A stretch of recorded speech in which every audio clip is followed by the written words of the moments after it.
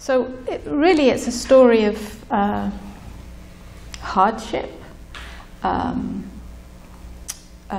lot of trauma, a lot of drama, a lot of unexpected events right from birth, a lot of shocks as a child, a lot of unknownness, not in a spiritual way, although it eventually sort of led to that, I guess.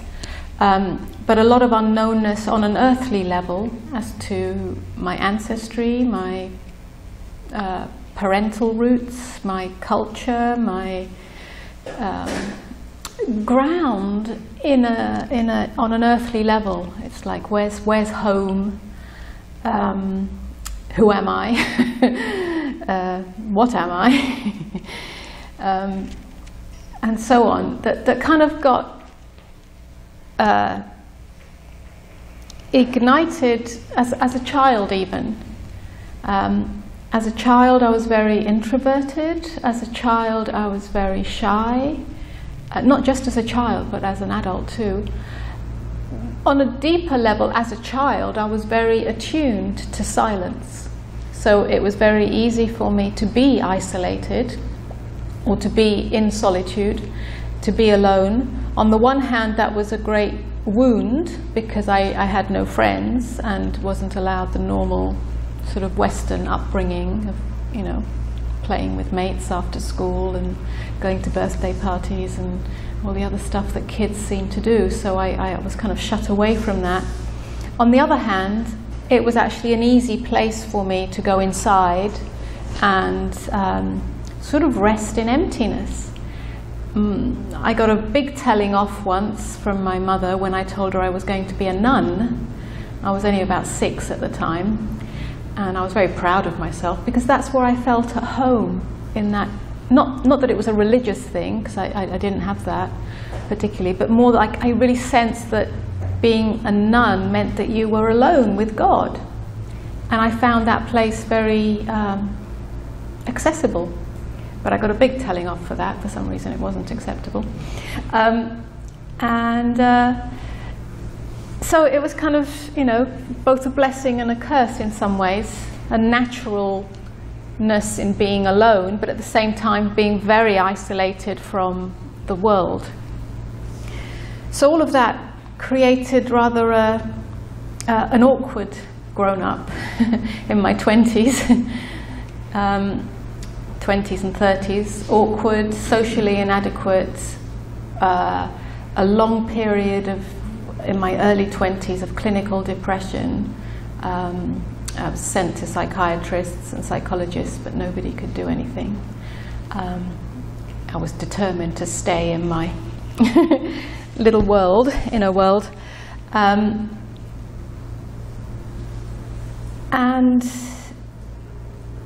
a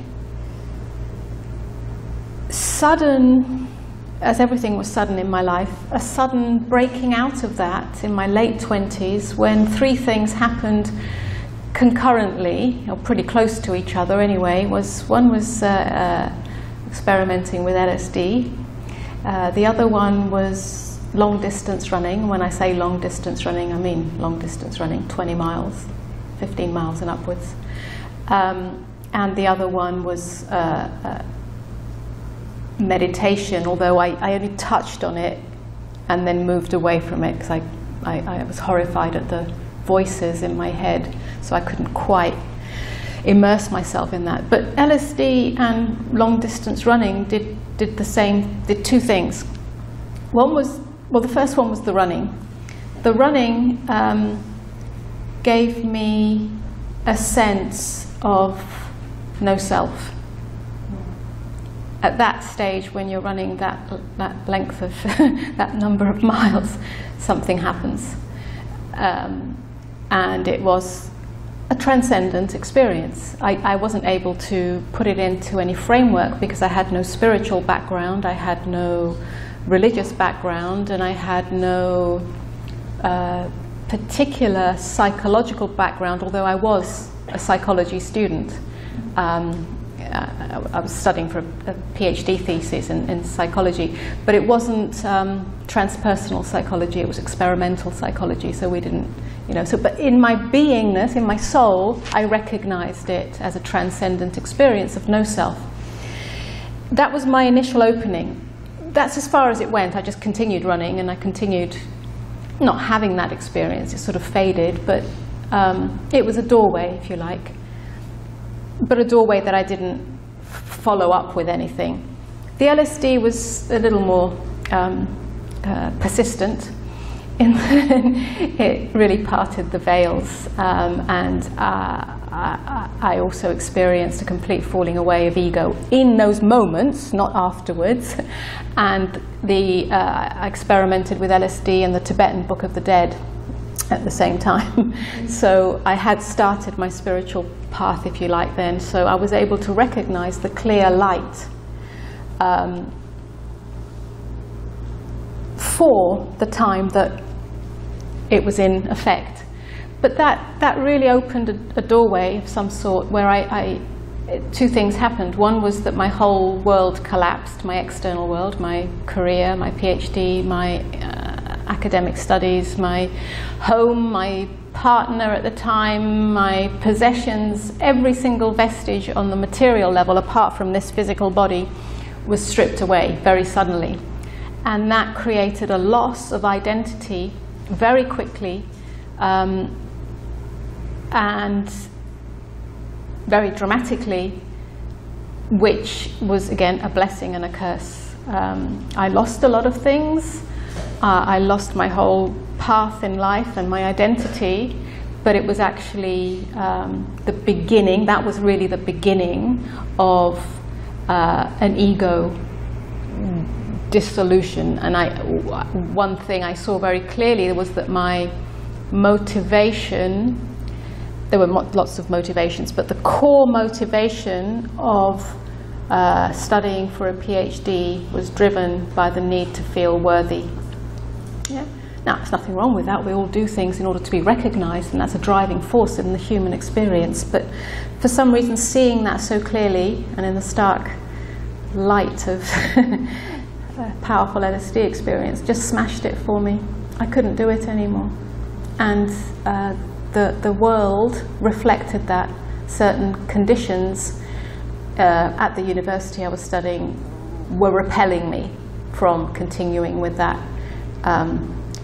And I had been there at that university for 13 years. So it's not at the beginning, it was at the end. I was about to get a PhD in 6 months from that point, but 6 months before that point, this whole thing happened. And it was a huge thing for me. It's from that point that I started to unravel some of my conditioning. And that took all sorts of ways. Psychotherapeutic, psycho-spiritual, metaphysical, meditation, Zen meditation, Buddhist meditation. I really immersed myself in that. It led me to India. It led me to Osho. There were lots of openings along the way, but I wasn't looking for enlightenment. To me, enlightenment was what Osho had, what mystics. It didn't seem a human, in my mind. It was, so I wasn't looking for that. I was just looking for some, some relief or some peace or some happiness away from the torment of my own self. And even though there had been a big ego release, there were still lots and lots of layers. You can call that an awakening, but I don't see it that way now. I just see it as some things falling apart in order for a different process to start underneath that. So there was no, trying to look for enlightenment. There was just really looking for love. And that love was being searched for mostly through relationship in order to feel loved. My time in India was transformative on lots of different levels. But I came back from India with I guess something had evolved. I'd faced a lot of fears. I'd let go of a lot of defenses. And I had recognized, I hadn't even recognized it. It's almost like I came back sort of located here. I was absolutely, very powerfully, almost like I was sitting here and I could see everything as scenery. And it's the first time in my life, and it stayed with me. It was like everything was scenery, all the good things, all the bad things. I went from the bliss of India, which was ecstatic and beautiful in all ways, inside and outside, and I went to a very difficult and violent relationship on my return. I'd left him, but I came back to him, and my living conditions were quite stark. In poverty and difficulty in the centre of London, and so the contrast was quite mind-blowing. And yet, for the first time in my life, I could just be here.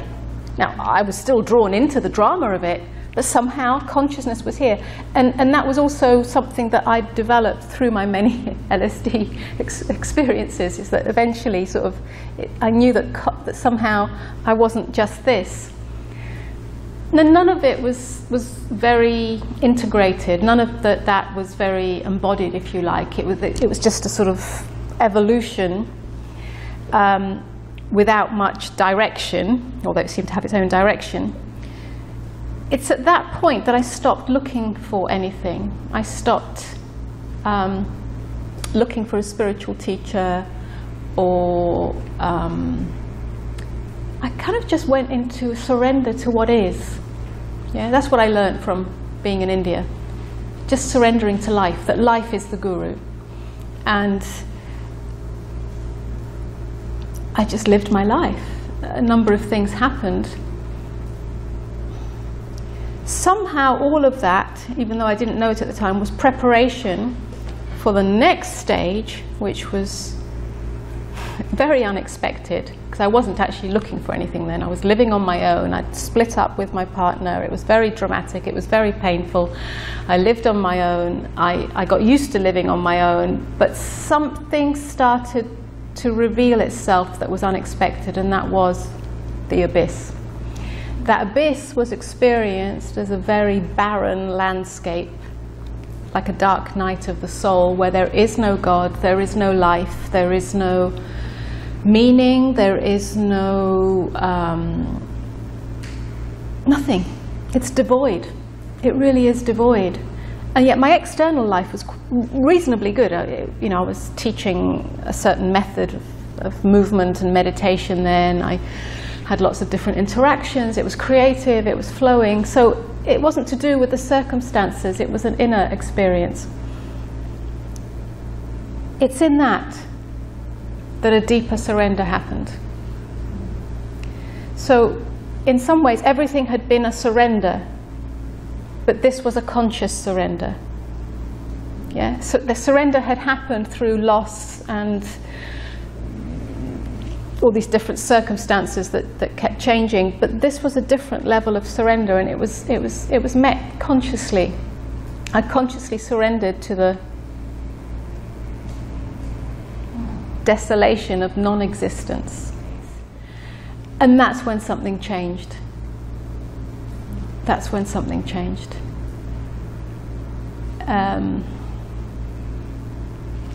Like I say, it's I don't know how useful telling a story is, because it's different, so different for each person. It depends on your history, it depends on your background, it depends on your what direction you're going in, it depends what your questions are. There are many different factors. What was helpful to me, but that's just how I am, is that I didn't adhere to any particular teaching. Because I tried, but if I did, I found that my mind is so acquisitive, or it was then, that I would take it on board and then try to emulate it somehow in my inner experience. That's what we do. Yeah? Some of us more than others, but that's what we do in subtle and not so subtle ways. So it was actually better for me to not follow anything and to discover for myself. And the discovery was that life is the guru. Life is constantly calling you, like the beloved, into its arms, inviting you not just to have a blissful experience, but through the darkness, through the difficulties, through the challenges, through the darkest places. It doesn't have to be terrible on the external, but through the places that we hide from ourselves, within ourselves, to surrender to that, because everything is love. In the darkest places is light. And somehow that was the wisdom that I gained from my own direct experience. So that when that darkness revealed itself, which felt like death, it felt like suicide, and I know what that feels like because I've been to the brink of that many times, I recognized it not as another punishment from my tormented mind, what's wrong with me, but as an invitation to just give up into it. And that's what changed everything. It was unexpected. Yeah.